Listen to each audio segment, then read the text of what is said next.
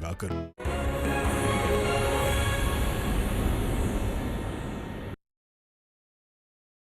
प्रधानमंत्री नरेंद्र मोदी ने कल संसद में पेश आर्थिक सर्वेक्षण को कोविड-19 के खिलाफ भारत की लड़ाई और देश की मजबूत अर्थव्यवस्था के मूल सिद्धांतों को दर्शाने वाला बताया है।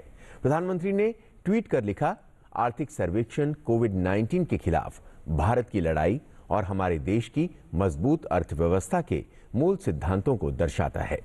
यह आर्थिक विकास की भारी संभावनाओं, इनोवेशन को आगे बढ़ाने और स्वास्थ्य सेवाओं जैसे प्रमुख क्षेत्रों में आगे बढ़ने पर जोर देता है।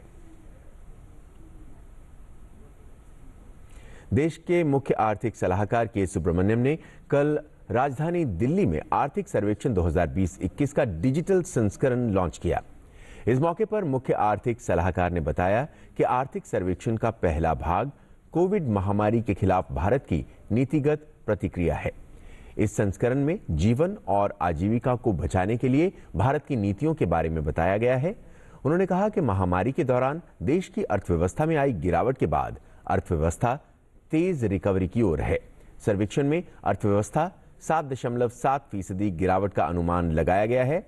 उन्होंने कहा, कोविड महामारी के खिलाफ उठाए गए भारत के कदम इस यथार्थ पर आधारित थे कि जीडीपी की विकास दर फिर से हासिल की जा सकती है, लेकिन लोगों की जिंदगी नहीं। आज राष्ट्रपिता महात्मा गांधी की 73वीं पुण्यतिथि है। आज न सिर्फ देश बल्कि पूरी दुनिया अहिंसा के इस मसीहा को नमन कर रही है। महात्मा गांधी की पुण्यतिथि को देश में शहीदी दिवस के रूप में मनाया जाता है। ये उन आदर्शों को याद करने का दिन है जब मां भारती के इस महान सपूत ने न्याय, स्वतंत्रता, समानता और बंधुत्व के लिए अपना बलिदान दिया। बापू के आदर्श हमें एक समृद्ध और करुणामय समाज का निर्माण करने में सदैव मार्गदर्शन करेंगे। गांधी जी का जीवन अहिंसा, सद्भावना, प्रेम और शांति के प्रति समर्पित रहा। उनके द्वारा किए गए कार्य हमेशा प्रेरणा देते रहेंगे।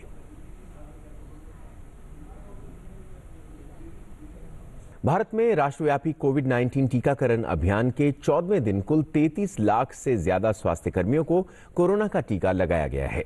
स्वास्थ्य मंत्रालय की ओर से जारी आंकड़ों के अनुसार 29 जनवरी शाम 7 बजे तक 33,68,734 स्वास्थ्य कर्मियों का टीकाकरण हुआ। कोरोना संक्रमण के खिलाफ कोविड-19 टीकाकरण अभियान के पहले चरण में स्वास्थ्य कर्मियों का टीकाकरण किया जा रहा है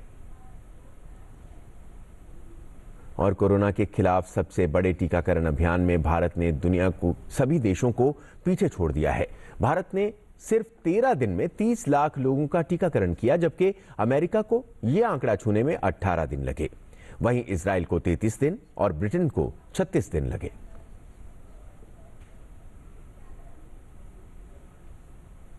गृह मंत्री अमित शाह की अध्यक्षता में कल उच्च स्तरीय समिति ने राष्ट्रीय आपदा राहत कोष के तहत 5 राज्यों को 1,751 करोड़ रुपए से अधिक की अतिरिक्त केंद्रीय सहायता को मंजूरी दी।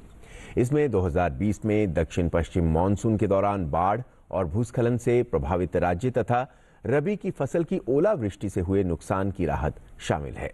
शाह ने अतिरिक्त केंद्रीय सहायता को मंजूरी देते हुए कहा कि प्रधानमंत्री नरेंद्र मोदी के नेतृत्व में केंद्र सरकार ने असम, अरुणाचल प्रदेश, ओडिशा, तेलंगाना और उत्तर प्रदेश के लोगों की मदद करने का संकल्प लिया है, जिन्होंने इन प्राकृतिक आपदाओं को झेला है। विदेश मंत्री एस जयशंकर ने कल अमेरिका के नवनियुक्त विदेश मंत्री एंटनी ब्लिंकन से फोन पर बातचीत की। इस दौरान दोनों नेताओं ने बहुआयामी भारत अमेरिका रणनीतिक साझेदारी को मजबूत बनाने तथा विस्तार देने की प्रतिबद्धता व्यक्त की। इसके साथ ही उन्होंने हिंद प्रशांत क्षेत्र में शांति एवं सुरक्षा को लेकर भी अपनी प्रतिबद्धता को दोहराया।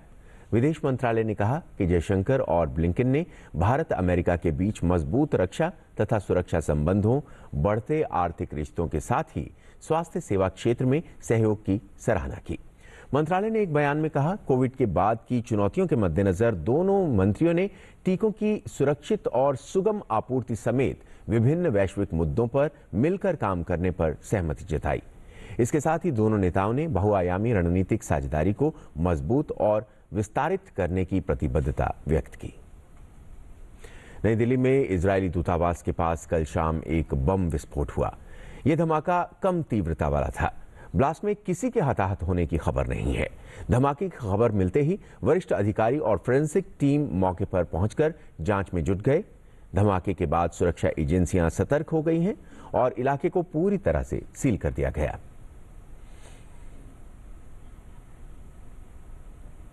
और इसी बीच विदेश मंत्री एस जयशंकर ने इजराइल के विदेश मंत्री से बात की है। एस जयशंकर ने ट्वीट कर कहा कि इजरायली दूतावास के बाहर हुए धमाके के बारे में इजराइल के विदेश मंत्री गाबी एशकेंजी से बात की। हम इसे बहुत गंभीरता से ले रहे हैं। दूतावास और इजरायली राजनयिकों की सुरक्षा का आश्वासन दिया है। मामले की जांच की जा रही है। दोषियों का पता लगाया जा रहा है।